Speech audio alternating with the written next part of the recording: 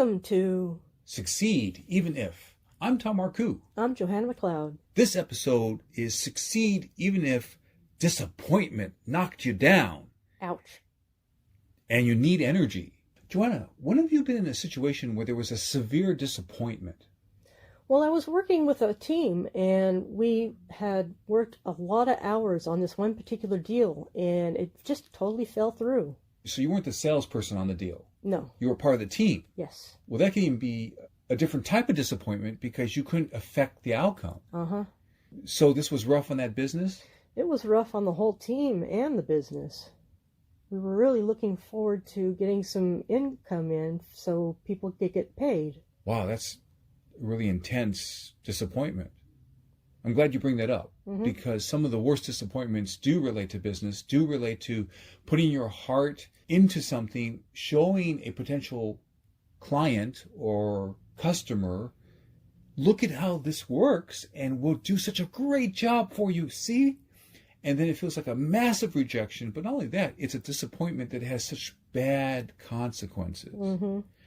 The consequence I want to talk about right now is that it drains all the energy away, and it's very easy for a person, and I've been in this situation a number of times, it's so easy to just shut down emotionally. And I understand the idea that if you put a whole bunch of hours in and you lost some sleep, that you need to recover. Yes. I get that idea. But one way out of the valley of disappointment is to rise up and just make steps up the side of the hill. Or use Google Maps. I'm contemplating that idea. If you use Google to give you ideas of other prospective clients, that's good. Conduct a search. Here's the thing. Disappointment drains energy. Some people are so afraid of disappointment that they don't put themselves out into the world enough. And in many interviews I've had with top successful people, these people put themselves on the firing line right in front of prospective clients all the time, and they get rejected way more than other people who just do regular activities.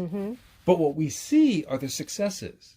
I always remember this gentleman, a multimillionaire, told me about the behind the scenes of David Copperfield. That someone who did the actual magical tricks for David Copperfield and also did the magical tricks for this person I was talking to said that David Copperfield tries 11 things and you only hear about the 2 things that work. We need to be skilled about how we deal with disappointment. We can't let it ruin the whole day. So here's an example. We're going to talk about dealing with disappointment in a way that you can see beyond it and see your way into raised and improved energy. C is our word. Every letter is going to stand for a method. The first letter is S, and it's shift. Think about a high-performance automobile. You can shift into another gear. Now, I remember having a situation where I was really counting on being engaged for a whole bunch of work, and it didn't work out, and it really hurt, and it was massively disappointing. But I knew 2 things. One is that if I just sat there, it would just hurt worse because I have no hope. I'm just stuck. I'm just sitting here. So what I needed to do was to push forward. So I made sure to schedule a bunch more calls. Now, people can be afraid that, well, if I'm so disappointed, I have no energy. If I call more people, maybe my energy might not be strong enough in the next phone call. That's a good point. Well, this is what I did. I took a 40-minute nap before my next call. Ooh, power nap. Exactly. Now, 20 seems to be better for power naps, but I actually had been using up a bunch of energy and I didn't have as much sleep. So the 40 minutes was fine, but I was scheduled. I used 2 alarm clocks to wake me up so that I would have 10 minutes before my next phone call. We need to shift out of sitting there.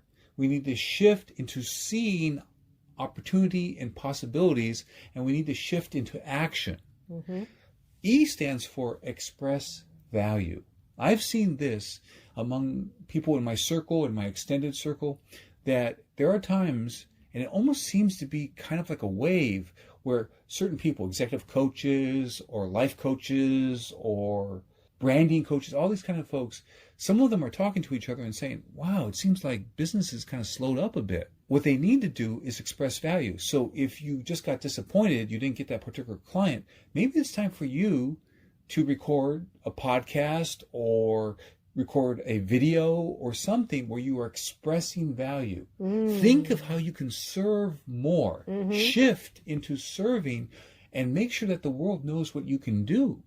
Write part of an article. Dictate it. If you feel too tired, you're disappointed, you're too tired to type, then dictate into Google Docs. Get going. Move. Express value, though. Which leads us into the second E, which is engage the trust. Engage the trust. Now, when I'm talking about trust, trust has been the center of what I've been helping people. We're talking about thousands of audience members and clients. And the thing that I've been doing for 20 years is around something I call be heard and be trusted. It's an approach. And the idea is if you're going to get anything done, you're going to succeed, you're going to accomplish something, you're going to need to be heard. They have to hear you above the noise. And you need to be trusted. So how does that work? Do you need trust before they will listen to you or after they hear you? I like to say and, as in both, as in simultaneously.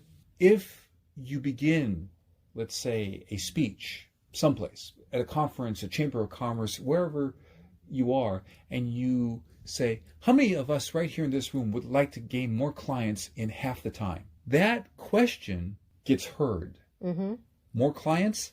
I'm all in. I'm there. I'm listening. How many of us right here? You got my attention. I'm right here. And you're saying us. That means I'm with you. The speaker is with the audience. They're heard and they're trusted. Not only that, though, but they're trusted because they're paying attention to something that's important to me, an audience member. If they start off with, hi, I'm Joe Smith, and I have XY experience for 27 years in the such, it's like, I can't trust you because your first conversation with me is all about you. You're not paying attention to what I need. And this is what I mean about engage the trust. Go out into your circle and talk with people and share value. And that engages the trust. Now, I have had times where I have started to talk with someone. I'll reach out to them on Facebook and I'll say, how are things going? And then I will listen to them and I will be helpful to them. And next thing you know, they feel good and they say, oh, Tom, have you tried this? This could help your business. Sometimes I'll get coached from another coach just because we are raising each other's energy. We are shifting. We are expressing value with each other. We raise our energy and our next marketing calls are going to be better because we have just shifted from disappointment.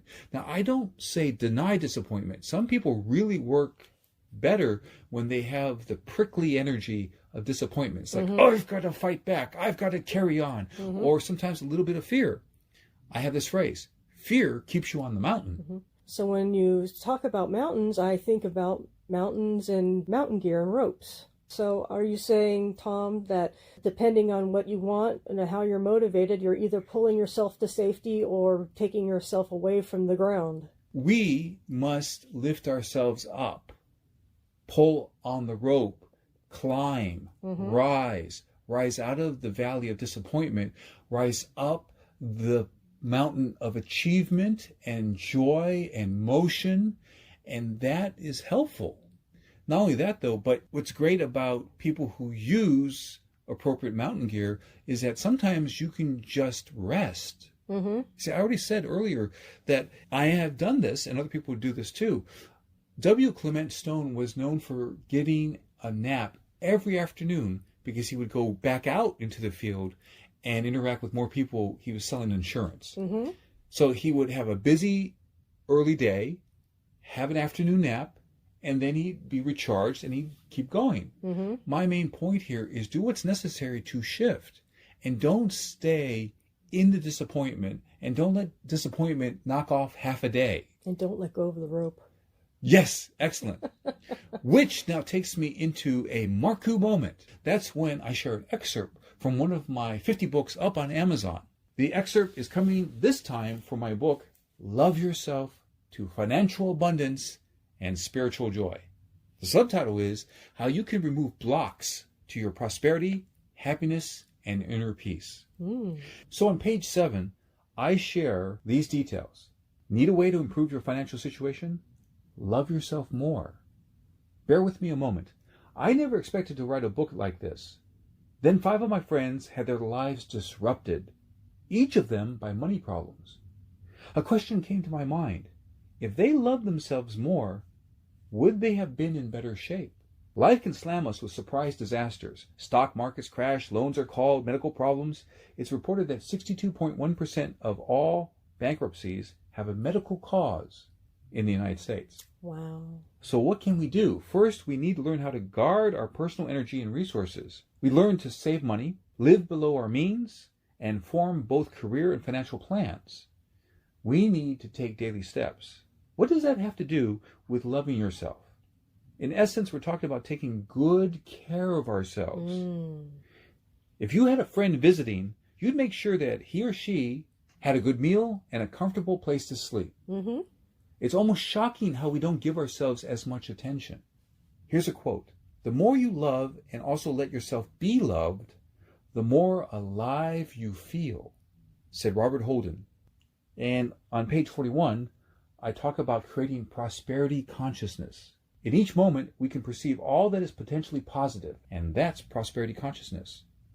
Or all that may be negative, and that's scarcity consciousness. Nice definitions. Thank you. Before we go further, I'm not talking about having a naive, just think positive thoughts approach.